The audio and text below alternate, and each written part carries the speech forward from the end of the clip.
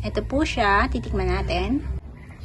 Hi guys! Ngayon, gagawa tayo ng puto cake. Meron na tayong 4 cups ng flour. Lalagyan natin to na 1 teaspoon na salt. Ito yung pino. Meron tayong 2 tablespoon na baking powder. Maglalagay tayo ng 3/4 cup na white sugar.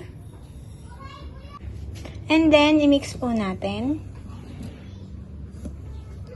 until mag-combine lahat yung nilagay natin na dry ingredients.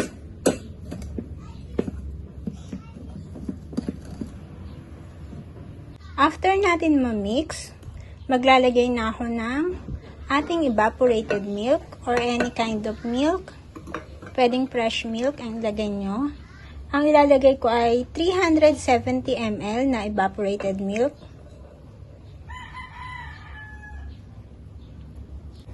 And then, after natin maglagay ng evaporated milk, maglalagay naman ako ng 1 cup water. After natin mailagay ang ating dalawang liquid ingredients, mimix po muna natin. Kailangan pag minix po natin, wala na siyang buo-buo. Ayan. Mimix po natin na maigi.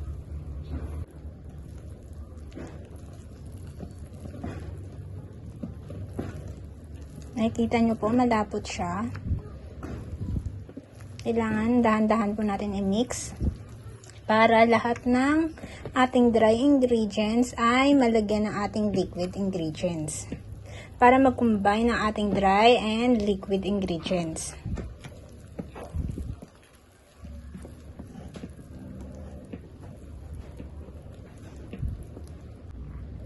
After natin ma-mix, kung makikita nyo po ay malapot siya. Okay lang po yan kasi maglalagay tayo ng merengue. After nito, ayan, okay na to. I-set aside na natin. Ito po, meron tayong 10 egg whites. Itong egg white po natin, imimix po natin hanggang maging soft thick na siya. Imimix lang po natin po ng high.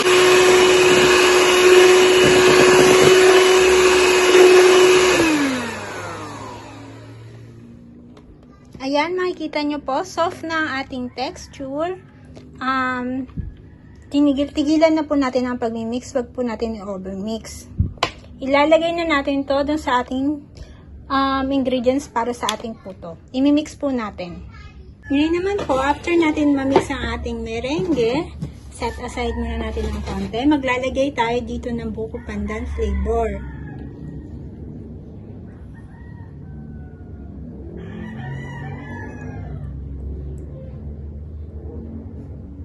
After po natin ilagay ang ating buko pandan flavor, i-mix po natin ng maigi para mag-combine.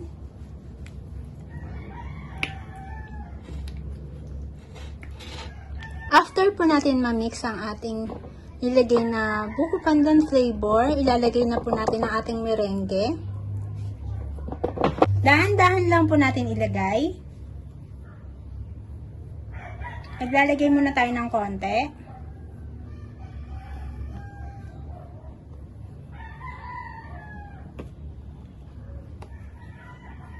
Ang pag-mix po natin ay pa-fold para hindi matanggal yung hangin sa ating merengue. Para hindi siya mag-flat. Ayan, dahan-dahan po.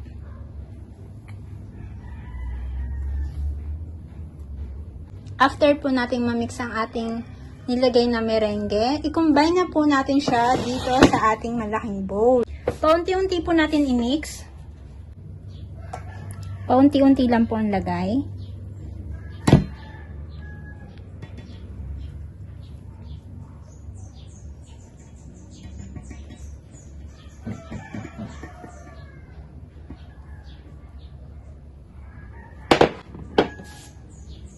And then, i-mix po natin ng pa-fold.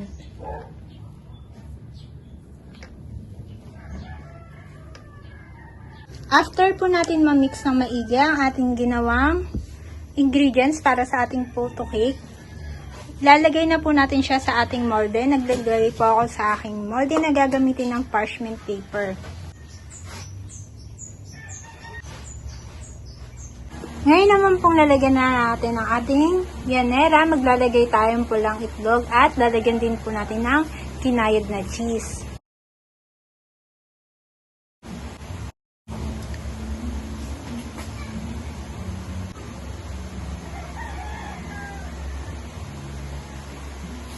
Ayan, after po nating malagyan ng pulang itlog at saka ng cheese, dalawa po ang nagawa kong na yanera. Isang 6 inches at saka 8 inches na pan. Ilalagay na po natin siya sa ating steamer. Ilalagay na po natin sa ating steamer ang ating ginawang puto cake.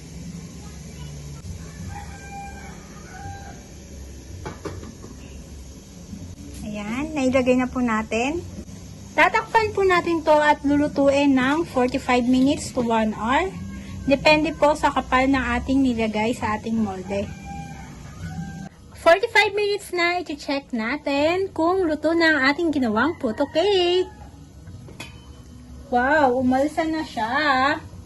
Sobra niyang alsa. Ayan, wala na siyang basa-basa. Tingnan niyo po, tuyo na, luto na po to. Papatayin na po natin ang apoy.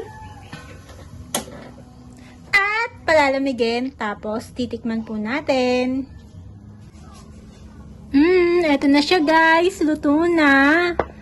Palalamigin po muna natin, tapos titikman. Bang-bango niya. Ngayon naman po ay titikman na natin ang ating ginawang puto cake. Eto siya. Tingnan niyo po. Ayan, masarap yan. No bake. Titikman na po natin. Mag-i-slice tayo. Pili tayo kung anong babawasan natin. Siyempre, ito na lang. Babawasan po natin to.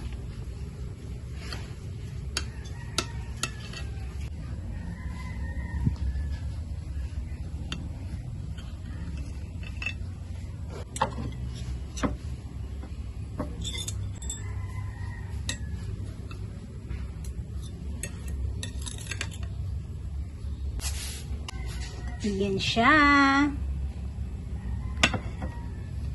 Ngayon naman po, titikman natin ang ating ginawang puto cake. Ayan. First time ko pong gumawa nito. Ito po siya. Titikman natin. Ang sarap niya.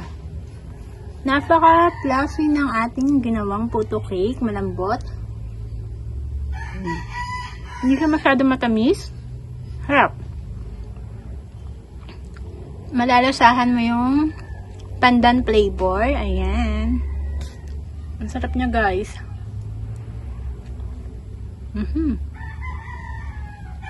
Masarap siya kapag may kasamang kape. Pero hindi muna tayo magkakape ngayon. At nagpa-palpitate tayo. Ayan siya.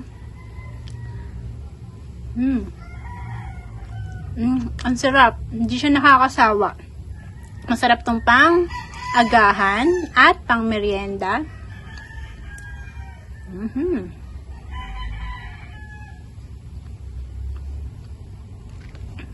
sarap niya. Speechless ako. Don't forget to like, share, and subscribe. And turn on our notification bell para updated kayo sa aming mga ina-upload. Thank you! See you! Bye!